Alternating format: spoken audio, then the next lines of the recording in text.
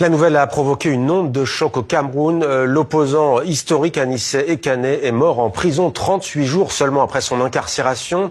Il avait été arrêté le 24 octobre à Douala et placé en détention dans les cellules du secrétariat d'État à la Défense à Yaoundé. Avec nous ce soir en direct de Yaoundé, l'un de ses avocats, Emmanuel Sim. Bonsoir maître, merci beaucoup d'être avec nous sur TV5 Monde. Anissé Ekané avait 74 ans. Quelles sont vos informations concernant son décès et les circonstances de ce décès ?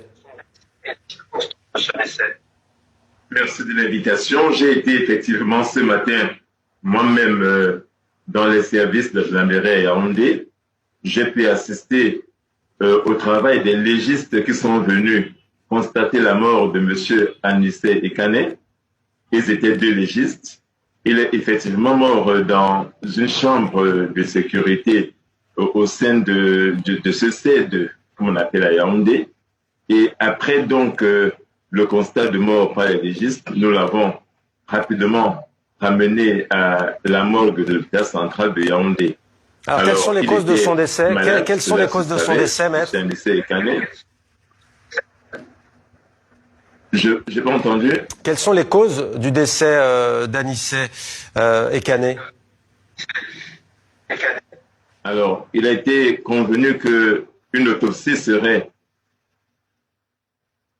faite dans les jours qui viennent, de manière certaine, la cause directe et définitive du décès de M. Anissé Ekané. En tout cas, hier son parti politique, pardonnez-moi de vous couper, Manidem, inquiet de la dégradation de son état de santé, a appelé dans un communiqué à son transfèrement de toute urgence dans une autre formation hospitalière pour un suivi médical. Il précisait, le parti politique du défunt, qu'il tiendrait pour responsables les autorités camerounaises en cas de décès.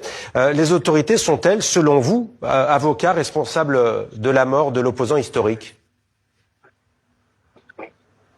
À côté du parti Manidem, il faut signaler que nous, les avocats, avons également formulé la même demande auprès des autorités, c'est-à-dire prendre M. Anissé Ekané et l'interner dans un hôpital de référence dans lequel il pourra avoir des soins appropriés. Malheureusement, ni la demande des avocats, ni celle de sa famille, ni celle du Manidem n'a été prise en compte. Et nous pensons sincèrement que peut-être que s'il avait eu des soins meilleurs dans un endroit approprié, peut-être qu'il serait encore en vie.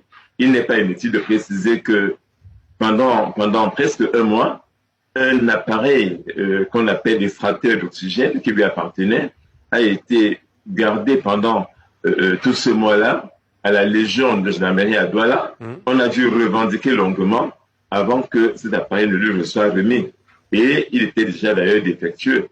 Peut-être que M. Anissé Ekané aurait survécu. Mais je tiens à dire, parce qu'il y a un communiqué du ministre. Justement, j'allais lire ce communiqué puisque vous alliez le donner. Le ministère camerounais de la Défense indique qu'une enquête a été ouverte afin d'établir, je cite, avec précision les circonstances du décès. Le ministère estime qu'Anissé Ekané était pris en charge de manière appropriée par le corps médical militaire. On a bien compris que vous n'étiez pas d'accord avec cela. Donc, maître Emmanuel Sim, merci d'avoir été avec nous en direct sur TV5 Monde.